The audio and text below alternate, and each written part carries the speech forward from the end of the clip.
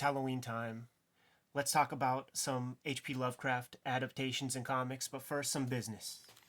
Octobriana, 1976, world's first blacklight comic, is out everywhere you buy comics now, in stores everywhere, also online. So if you read your comics on screen, you can get this on Comixology now or on my website, jimrugg.com, along with the 350-page process making of zines. So wherever you get comics, get yourself Octobriana 1976.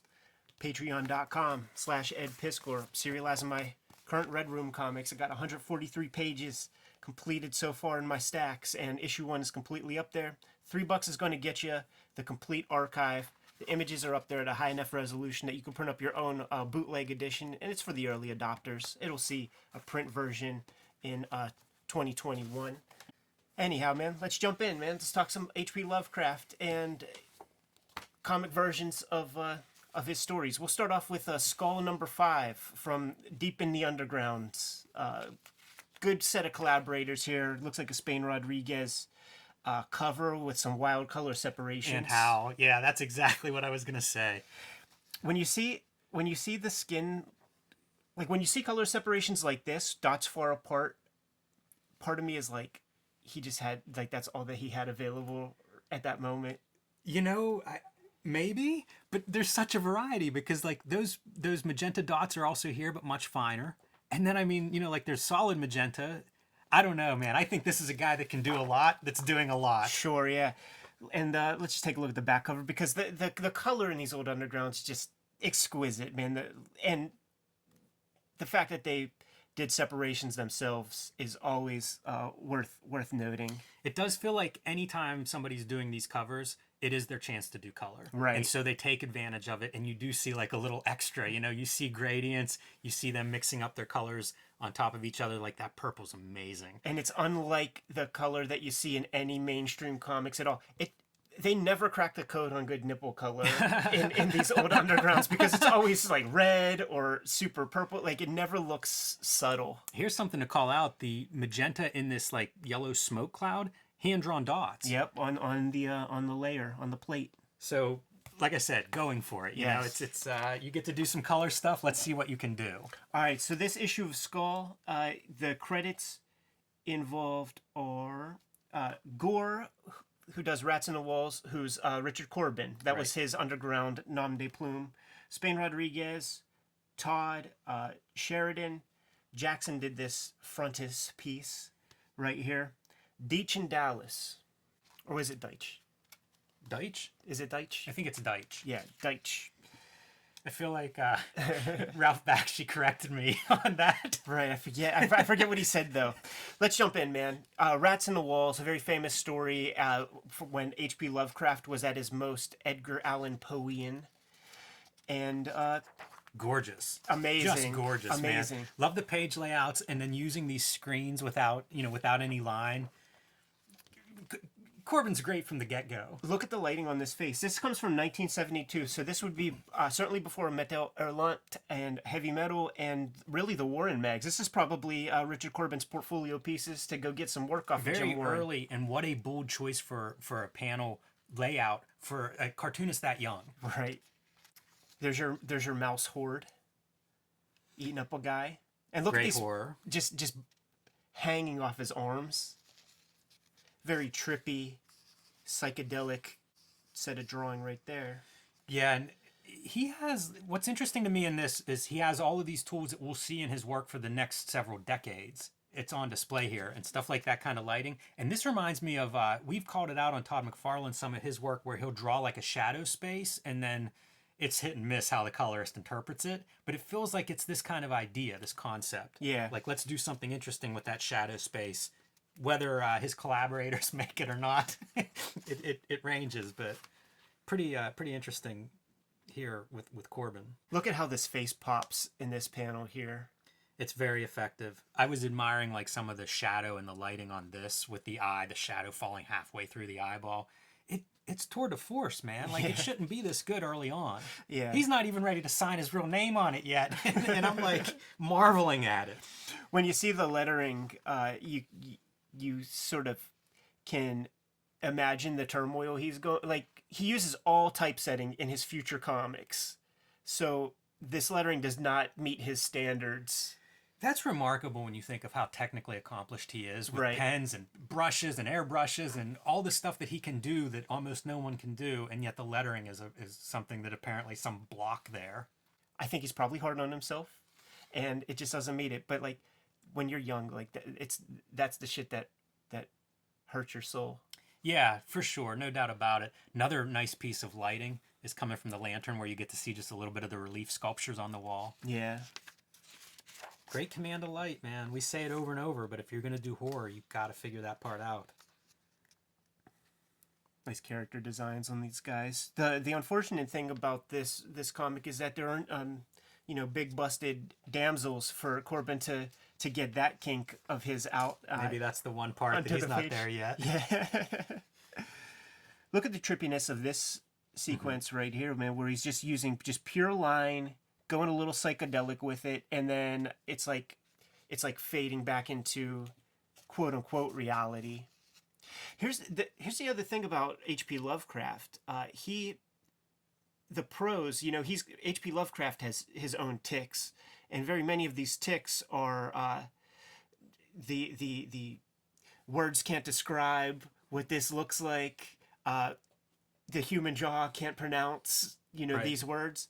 So now you have to visualize that, and this is the reason why like Lovecraft never translates to screen in any significant way. You gotta bring your imagination to try to visualize the stuff that humans can't imagine. And this little pagan thing, it's nice. It is. But the visualizing the stuff that you can't imagine, I feel like you're right. Like, it really starts in on this page. And it comes from being grounded. Like, you start out with this stuff that, Yeah. I don't know if he's using a model there or not, but it could be. Like, it's a very well-considered form and values. And then you come to this kind of stuff where it's like, all right, the abstract of the pen mark. What do you do with that? What does that describe? So you do at least get that range here. It is a fun challenge for somebody like a Corbin or a visionary guy like Corbin. Kind of cool to see them rise to that challenge. Another Lovecraftian stroke is that very many of the stories are written in the first person. Like at the end of every story, it's basically a guy writing a letter, and it's coming into the window right this minute. You know what I mean? So it's first person all the way to the very, very end, and it always ends that way, where it's like, and here comes Dagon into my hospital window. I hope he doesn't kill me too bad. Pretty faithful adaptation. One more piece. Oh, yeah. You noted the face a couple panels ago where the face pops out of that gray background. Same effect. Totally. Repeating that effect. Almost like Richard Corbin recognized, like, wow, this is a really good effect to have just that face white in the middle of the gray and the black panel. Do it again. That's a little shade of future Corbin when we start to see him in the Warren mags and stuff. Yeah, it's a really good, like, liquid.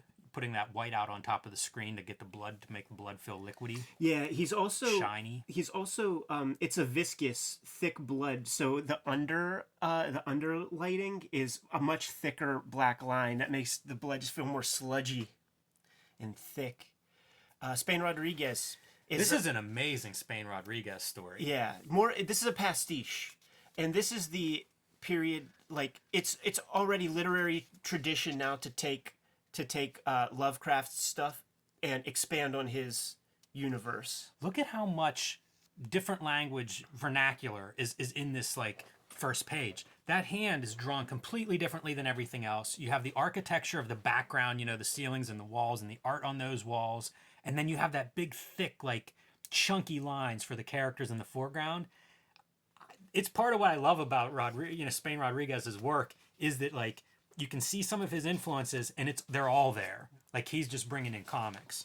So they're going to, the house on the hill, which is in Innsmouth, by the way, which is a set piece in many of his Lovecraft's stories.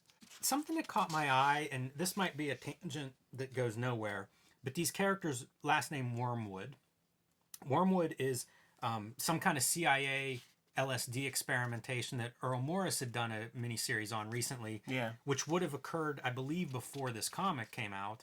I wonder if that's like how that connects through all of this stuff. If there's a through line between some of these different things. Yeah, like the other thing though, like absinthe. I think it's distilled from the wormwood tree. Okay. And so psychedelics and hallucination and stuff could could come from that. That would make sense. I would assume that they all go back to the same point and that they're not necessarily informing each other, right, but coming from a similar origin. Yeah.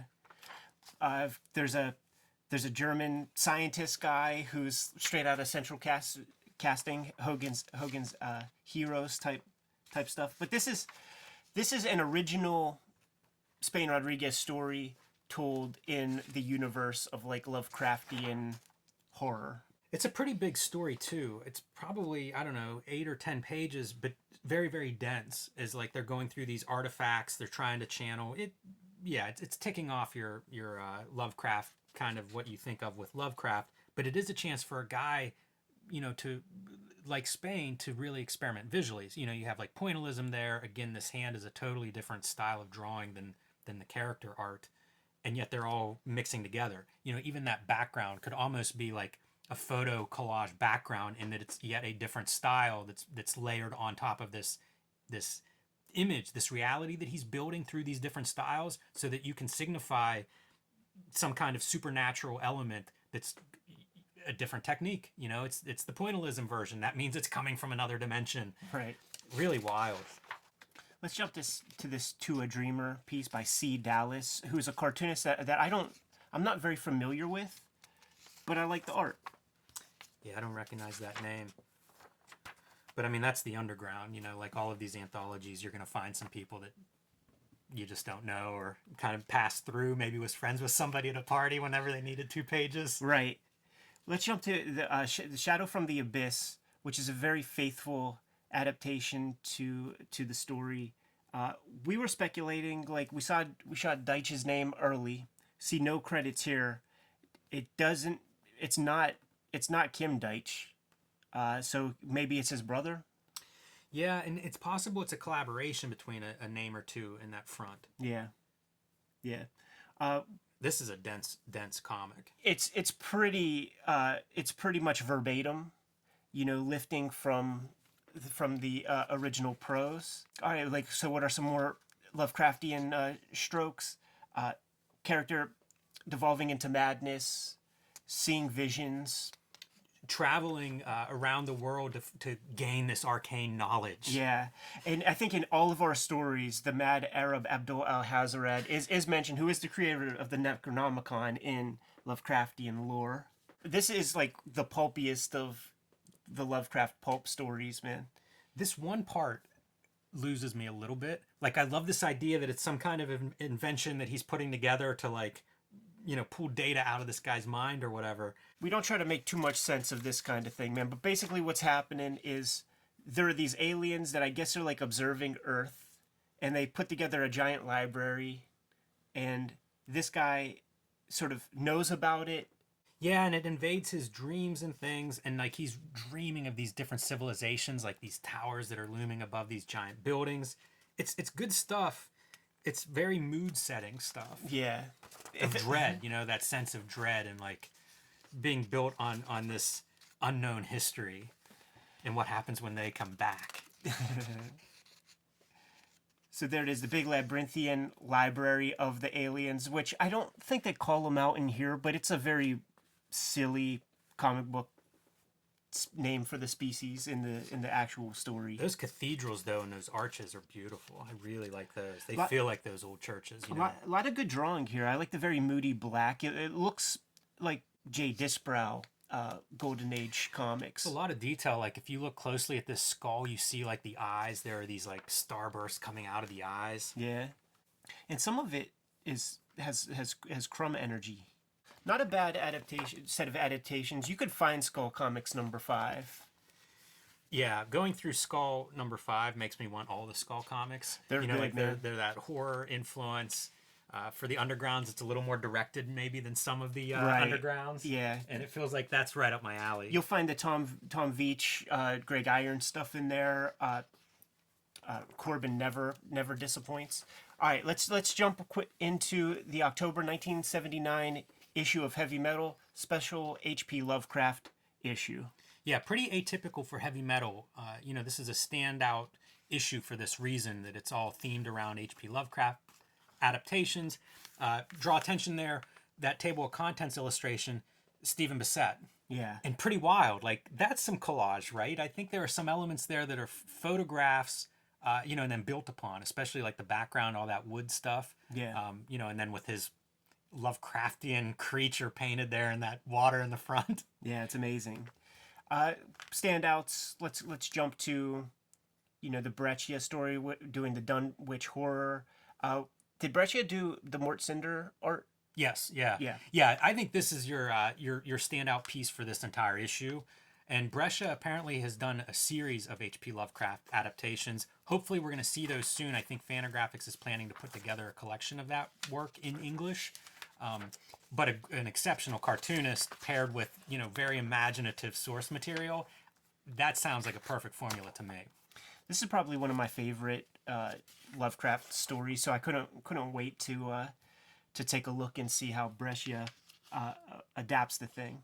There would be these Lovecraft calls them Batrachian. This is a dark story. You get a sense of a lot more happening than what we see. There's stuff that's these characters wandering off to this mountain and starting fires, and you see them kind of wandering to the mountain naked, but we don't see everything that's going on.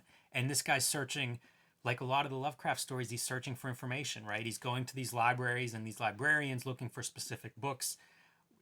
The librarians recognize this isn't good stuff. I'm not giving you this book. Right. I love that part, like that whole, everybody's so skeptical and kind of paranoid about this knowledge and this arcane knowledge. So he's trying to do something that we see kind of off panel. It's much more implied than shown, except sometimes. Yeah. When you do get a glimpse, it's a chance for Brescia to kind of show off. Visually, what we think of as like Lovecraftian, it's interesting because I wonder where it.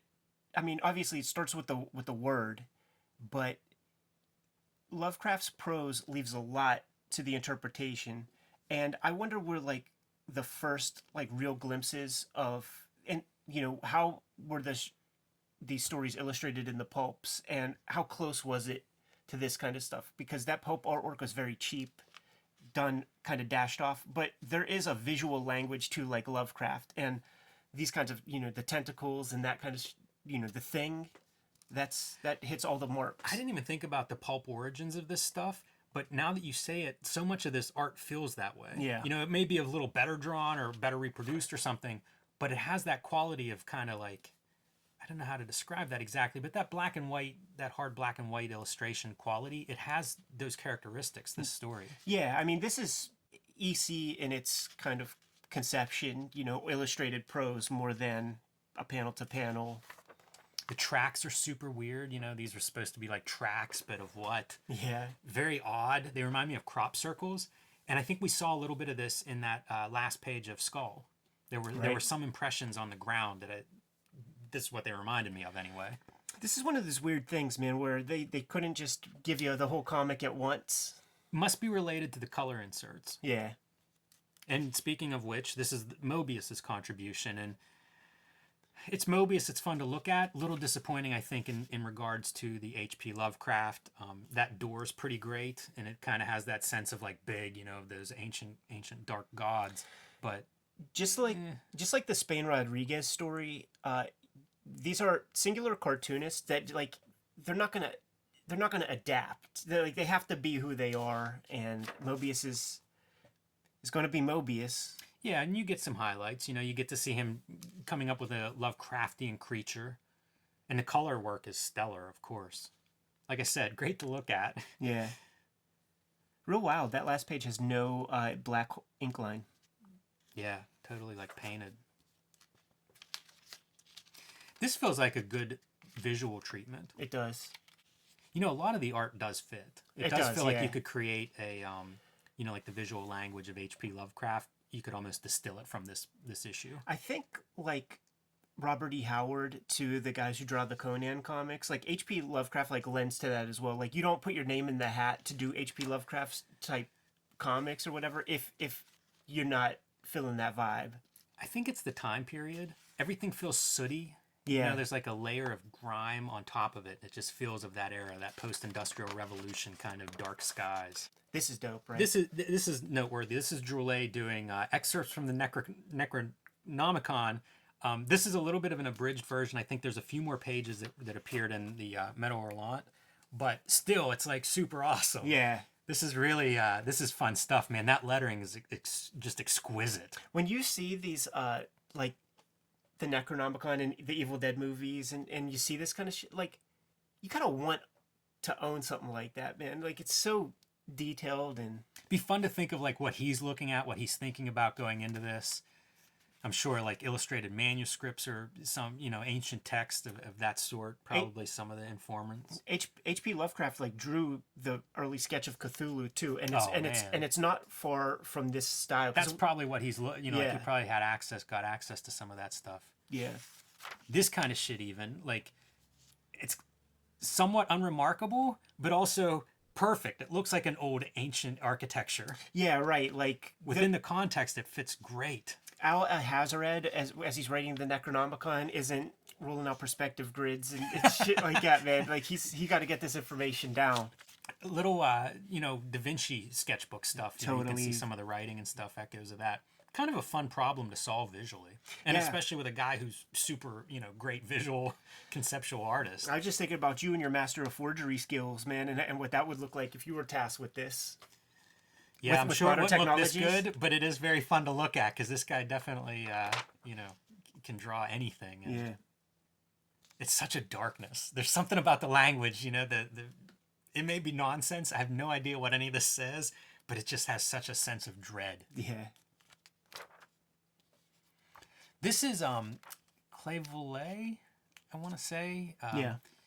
Fantagraphics published a collection of her work recently, and I think Dan Clowes wrote an intro or something for it. So this is a sample of her work that you get to see applied to Lovecraft. Yeah, and she would be a staple, a definite standout in heavy metal, and I think the collection is the stuff from heavy metal. Yeah, a lot of color work in that stuff. A very interesting artist, and I don't know what else she did besides some of that heavy metal. I think it's a relatively small window that she was active working.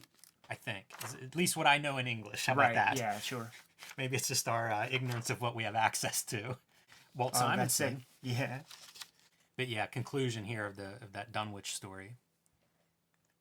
You see Breccia playing with different materials.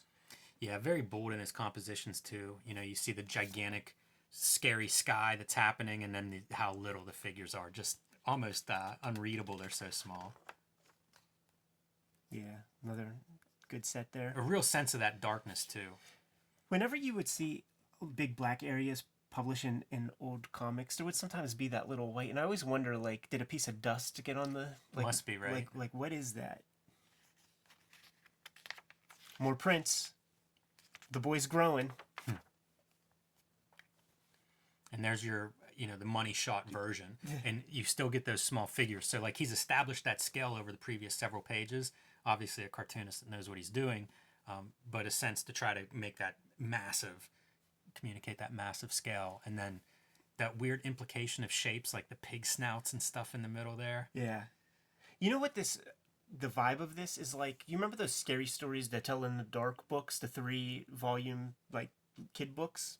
It would have that kind of smudgy pencil, ominous, like black and white kind of art. It's hard, it's hard to conceptualize this kind of stuff. You're drawing a god, right? I mean, like a god that our imaginations can't. And look at that, man. They're falling in step. And look, these are the words that the human jaw cannot pronounce. Love it, man. Arthur Sidham. This was fun flipping through, and just how much this guy has to influence Sam Keith. Right. You see so many marks in here that remind me of Keith marks, some of the hatching. And you could see that he comes from Wrightson, I think, with like this kind of stuff. And the drapery, like we were looking at that Jennifer story and some of the Wrightson's creepy, eerie stuff. And he draws these Ichabod Crane-like I like the guys. the use of the two colors too. That's kind of a different piece for this issue. Yeah. Fun to see him playing with that. So cool. Yeah, I mean, doesn't some of that hatching and some of the marks are just completely Sam Keith-like? Absolutely. Like Sam Keith, like Sandman issue 1, like has stuff like this. Yeah, I feel like Kelly Jones probably took a look at this stuff. Yeah. They definitely are. Like, there's a circle of influence that includes, it's like Jones and St. Keith are looking at this guy obviously, and Wrightson. Yeah, Wrightson. And then Wrightson comes from Grassley Graham Ingalls. Like you could do Hip Hop Family Tree of that. Yeah, I don't say any of that is a dig on anyone. No, of course not. It's kind of great, I mean, part of the reason I think I responded to those guys when I saw them is because it was different. Their influences were different than the typical Marvel, DC people that I was usually seeing at the time, and it was like, oh, what are these guys looking at? Right. What comics did they grow up with? But I mean, like, some of this stuff to me is just right out of that. Some of the work looked like it was properly reproduced, like black and white line, but now we're getting into like the Pim and Francie, like just scans of pages in grayscale so that you could see whiteout and pencil marks. Yeah, it's kind of peculiar. Like, I wonder if this is printed full color. I mean, they're not spot coloring stuff, so it's printed full color, and you can see it a little bit with the reds, and that orange yellow is just a choice, I guess. Yeah. And that's how you would get those marks that are more for color original art reproduction. Although I don't know how, like, is that photograph? Like, I don't know how you actually make that back then. Boom, that's our Lovecraft contribution to Halloween month at Cartoonist Kayfabe. Yeah, and there are lots of other Lovecraft adaptations at this point. Standalone miniseries, graphic novels, manga. So, if you're into Lovecraft, you can certainly find plenty of comics that touch on it, but probably some of the earlier versions. Like, follow, subscribe to the YouTube channel, hit the bell. We'll notify you when the next vids are available. Octobrion is in stores now and available on Comixology. Get it while it's hot. Patreon.com/EdPiscors, where I'm serializing my current Red Room Comics project for the early adopters. $3 will get you the archive. Subscribe to the Cartoonist Kayfabe e-newsletter at the links below this video. Pick up Cartoonist Kayfabe t-shirts and merchandise at the links below this video. Jimmy, we gotta go conjure some spirits, man. Give them some marching orders, dude. Read more Lovecraft comics.